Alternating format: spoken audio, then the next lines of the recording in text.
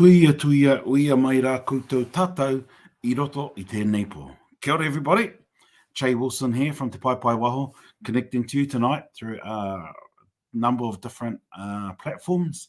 Nā reira e mi I kaua tu ana, tēnā koutou kia ora tātou. E tangi ana ki ngā mate o te wā, koutou te unga kwariro atu ki tua o te pai. Koutou ki koutou, ko tātou tēnei ko ngā mauetangai o he mi nei, e ora nei, ora ki te wakatipua, ora ki te wakatauito, ora ki arangi nui e tū nei, tēnā koutou, kia ora katoa tātou.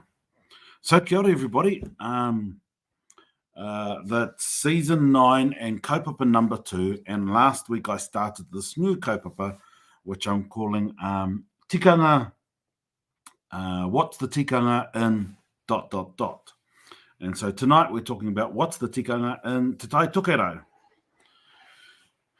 And want to note right from the beginning that I'm not from Te TAITOKERAU, and so this is from my experience of going to different parts of Te TAITOKERAU, and each session that I share will be my experience when I go to different places. And so I want to just make that note and clarification because I'm just sharing my experience rather than trying to explain their tikanga in any depth. And as I said last week, is that tikanga is an expression of our kawa. And our kawa, wherever we come from, is determined by a number of different things. One, our whare wānanga. And whatever your whare wānanga, your whare kōrero guide you in the way you see the creation of the world, and the way you see the creation of the world then dictates how you start to implement different things. In addition to that, there may be generic iwi views on things, and then each marae may have their subtle variations of that. So, when you get to the TAITOKERAU, the key point to note is that from the TAITOKERAU will generally be, or the whare tapu o Ngāpuhi, will generally cover from Auckland right to the Cape. And it's important to note that even though it's called te whare tapu o Ngāpuhi, there are other tribes within that grouping, and Ngāpuhi is the term that's given for them as it's a generic term, and then there's Ngāpuhi iwi. You have Te Rarawa, Te Aupauri, etc., Ngāti Whātua, etc. And so that's Te TAITOKERAU. One thing that you'll notice, or I've always noticed, is they generally hongi once. And as I remember it when I was growing up, in my teenage years, everybody south of the Bombays would hongi twice. But today, most, at least, just hongi once. And I remember many of my old people saying, you always hongi twice, but your TAITOKERAU relations generally hongi once. So that's one difference. And then there are a whole heap of other differences. One of them is that they generally have their pōhiri inside. You get called from the outside into the whare. Whether that's a whare puni, a whare moe, a whare nui, whatever you might call it. But you get called into the house and everything generally is held inside. There are the odd occasion where things are held outside, and that's just dependent on different contexts. Where there are massive differences, and this is where you'll see it in most tribes, is our expression of tikanga during a tangihanga, which they will generally refer to as a hui mate. And in my own tribe, we'll talk about a uhunga, and then often the last day is the tangihanga. And so their hui mate, it's really important to understand that when you go there, it's different. And some of the things that I've experienced is their men will do waire as they go on rather than their women doing a karanga. the women on the home side will be doing the karanga, but as you hakeke on, you'll notice that the men will often do the wairea. And it's not that women aren't allowed to, but often if you're in an ope from the TAITOKERAU, that's how they go on. And if they do hear women, they'll often say, no runga tērā ope, which means that, they're from outside of the region, because Te TAITOKERAU is often referred to as raro because it's the bottom of the fish. And they'll then often say, no runga tērā iwi, so they're from the upper part of the fish. And so that's one key difference. You'll find that the pare kawakawa, or the garland that goes around your head, the greenery around your head, which my people, they will often call a pōtai taua or taua. They may have other words as well. And both the women and the men wear them.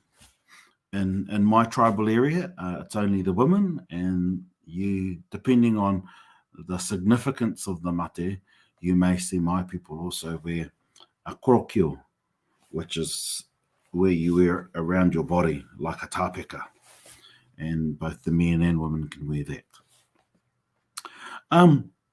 Another thing to note is that when you go into the house, you get called in, and then you're expected to go up.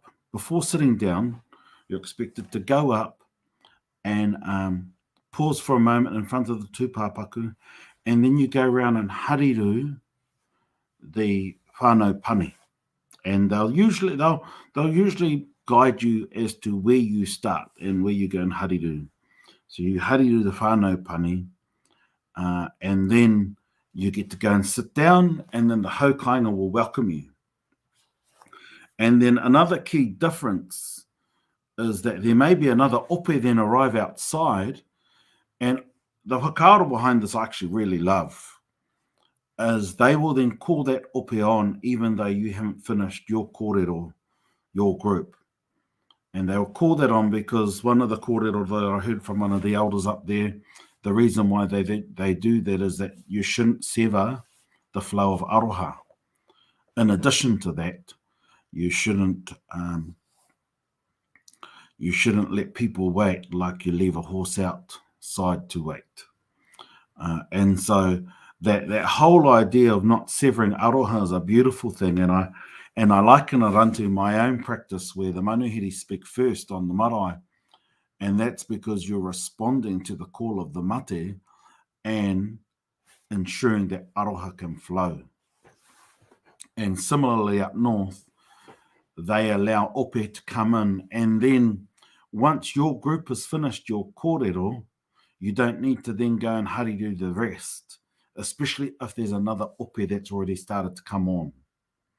And so your group does your bit. You might wait and hear the first kōrero of the next ope. You may not. If you've completed your stuff, then you can then exit and go to the wharekai, and you exit discreetly. But one thing that's really important is to always make sure that as you do that, you just take the guide and the cues from the haukainga. Another thing that they will do is kokohu, or what we call kokohu. And kokohu is, and others may call it kokuhu, and that's when you put the envelope into the hand rather than laying it down on the papa. And so once your speaker is finished, you kokohu it into the hand of somebody. And usually what I do is I'll just show it and then wait for them to motion as to who I give it to. And all of these things are key because it's all about not only preparing yourself to understand what the local tikanga is in the area that you're going to, but then also following cues and or making sure that your kaikōrero may ask questions. And like I do that all of the time, I'll often say, especially with the koha, me whakatakoto rānei, me kokohu rānei. And they'll just say, and then you just follow that. And because I'm a person who's quite comfortable to just respond in the moment rather than have to be prepared, I'm happy to follow cues. But when you're not that type of person, then just ring around, ask questions, find out things. When I do go to places that I've never been to before, I do try and ring around to ask people that I know that are from those areas or neighboring areas, because they would have been there. And then that helps you be prepared when you go on. Another thing which is separate to tangihanga,